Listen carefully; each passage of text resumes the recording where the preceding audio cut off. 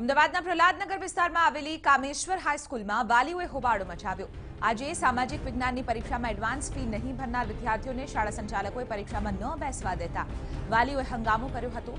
શાળામાં ભણતા ધોરણ 5 થી ધોરણ 12ના 365 જેટલા વિદ્યાર્થીઓને પરીક્ષામાં બેસવા નહોતા દીધા, ત્યારે આ મામલે નિયમ પ્રમાણે બેસવા નથી દીધા તેવો શાળા સંચાલકોએ અહીં દાવો કર્યો છે।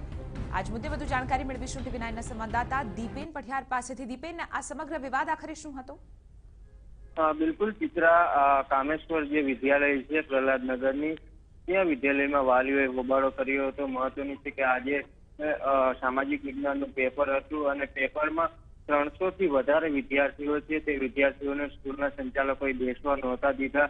સ્કૂલના સંચાલકોનો આગ્રહ હતો કે વાલીઓ છે તે એડવાન્સ ફી છે તે એડવાન્સ ફી ભરે।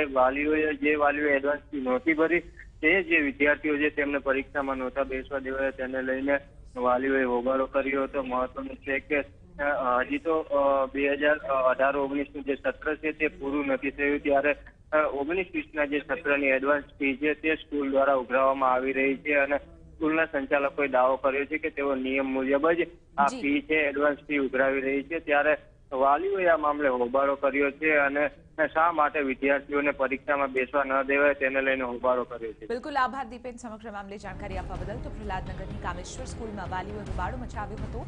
એડવાન્સ ફી ન ભરનાર વિદ્યાર્થીઓને પરીક્ષા ન આપવા દેવામાં આવતા અહીં હોબાળો મચ્યો હતો।